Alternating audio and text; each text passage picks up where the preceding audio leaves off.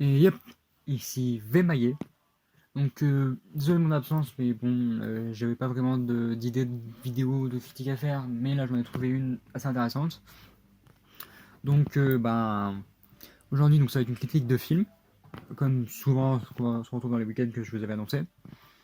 Et c'est pas un film comme les autres, c'est pas n'importe quel film en réalité. Un film qui a certainement marqué votre année 2019, plutôt la fin d'année en réalité. Euh, un film sur un personnage iconique de l'univers Batman et DC Comics, euh, qui a été interprété par pas mal d'acteurs qui ont eu de réussite, pour en citer un, Jared Leto, ou d'autres qui ont eu une réussite mais qui n'ont pas réussi à avoir de suite, Heath Ledger, dont le personnage a un peu tué, l'a un peu tué. Et donc là, il a été repris par l'acteur Joaquin Phoenix. Et on va parler donc de ce film qui a raflé énormément de prix cette année. Et l'année dernière dans pas mal de compétitions, dont les Oscars et des choses comme ça. Si je ne m'abuse, il a remporté 2 Oscars. 2 ou 1, je suis plus sûr. Et bon, on va pas se mentir, c'était réellement mérité. Je pense que du coup, vous savez de quel film je parlais, puisque aujourd'hui ça va être une critique donc, sur le film Joker. Et donc c'est toujours une critique avec spoiler, je vous l'annonce, mais ça vous le savez déjà. Ça changera pas. Non, ça va pas changer en fait. J'essaye de voir des idées de. Je vais pas obligatoirement vous spoiler dès le début, mais c'est bien dur quand même.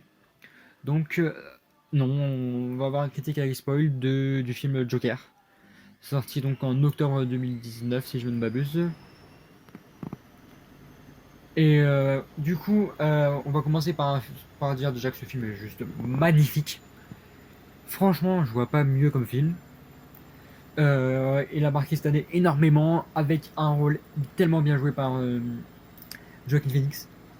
Les propos sont tellement réalistes et une histoire est tellement fabuleuse que ça nous marque à jamais. C'est tellement différent des films des héros qu'on voit dans énormément de scénarios, Batman, des choses comme ça. Il est tellement différent du Joker de Villager, mais tellement rapproché aussi. C'est ça qui fait que c'est un énorme Joker. Et c'est ça qui en fait encore, c'est ça qui est encore mieux dans le film. On retrouve même la mère d'Arthur donc Penny dans Arthur. On voit que les deux sont en réalité pareils et ont donc le même problème psychologique. Puisque Arthur il a ce problème psychologique avec sa voisine. Et sa mère donc avec Thomas Wayne. Et il y a un suspense tellement bien utilisé, réellement utilisé, tellement bien utilisé, que quand on nous fait croire qu'Arthur c'est le frère du demi-frère de Bruce, j'y ai cru, et je pense pas être le seul. Et ça montre à quel point le film est génial. Ça montre à quel point l'acteur a tellement bien joué. Et le réalisateur a tellement eu une idée de génie. C'est pas un film dont je m'attendais énormément. Et pourtant, il m'a marqué, mais énormément. Et je vois pas mieux comme film en 2019, réellement. Et ensuite, même l'attribution du nom de Joker, hein, c'est tellement anodin. Une idée tellement bien utilisée. Il reprend le nom suite à le nom qu'on lui a donné à la télé. Donc il cède en fait de la polémique, pas vraiment de la polémique, mais de l'actualité, pour se nommer. Et ça va être encore mieux quand on sait ce que ça va donner. Puisque il a quand même. C'est pas rien parce que il utilise le nom de Joker qui a été donné par le présentateur de TV là.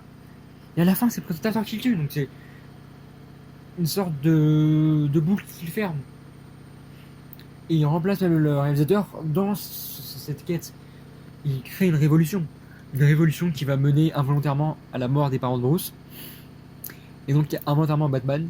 Et c'est là où on voit les deux indissociables. Parce que involontairement, Arthur en fait tué les parents de. Involontairement, il a tué les parents de Bruce. Et donc involontairement, le Joker va être l'ennemi de Batman. Et ça, on s'y attend, mais énormément. Et j'ai tellement adoré ça. Joaquin Phoenix est tellement génial. Comment dire, l'Oscar, il l'a eu.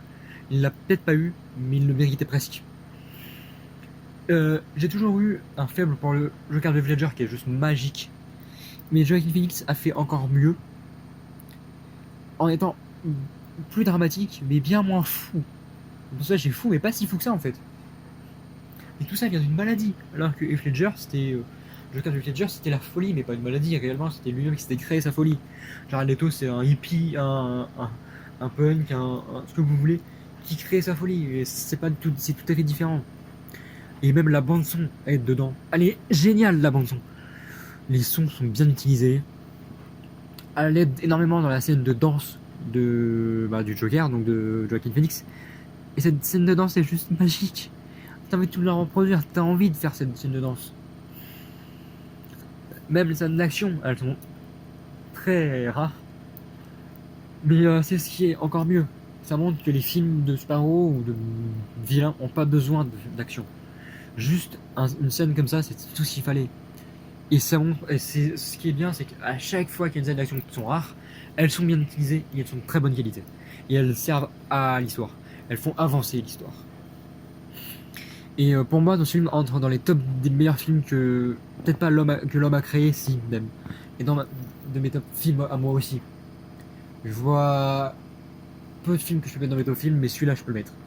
Et pourtant, je suis pas un énorme fan du Joker. J'ai bien aimé avec la série Gotham, avec Heath Ledger, mais Jared Leto m'avait fait presque ramené dans les bas-fonds ce Joker que j'adorais dans d'autres films. Et là, Joaquin Phoenix l'a ramené, et c'est très bien. Et la transformation physique qu'il a est juste choquante. Il est presque anorexique. On voit ses os. Et donc, c'est ce qu'il aurait dû mériter par un Oscar. Il est parti tellement loin dans son rôle. Il s'est imprégné le rôle. Pareil pour l'interprétation. L'Oscar, il l'aurait eu. Il l'aurait amplement mérité. Même si celui qui l'a eu l'avait amplement mérité aussi.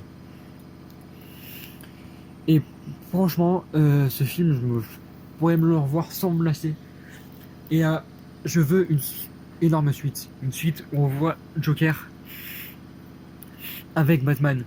On voit dans un film Batman, parce que c'est le Joker qu'on veut dans un Batman. Avec le Batman de Pattinson, c'est le renouveau que DC avait besoin.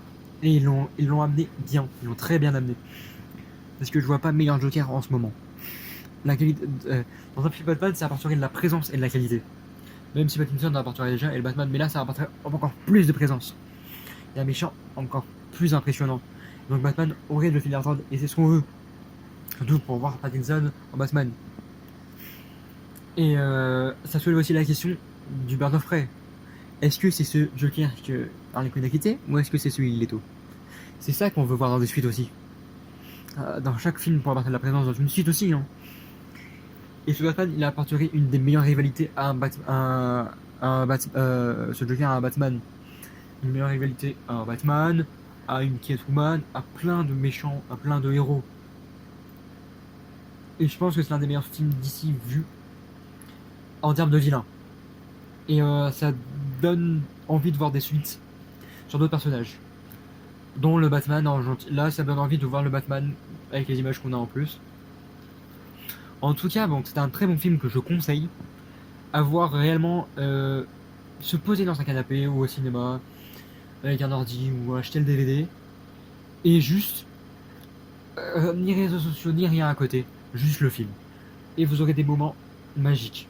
Vous allez adorer. Donc je vous le conseille amplement et je compte bien sûr le revoir dans des bonnes conditions.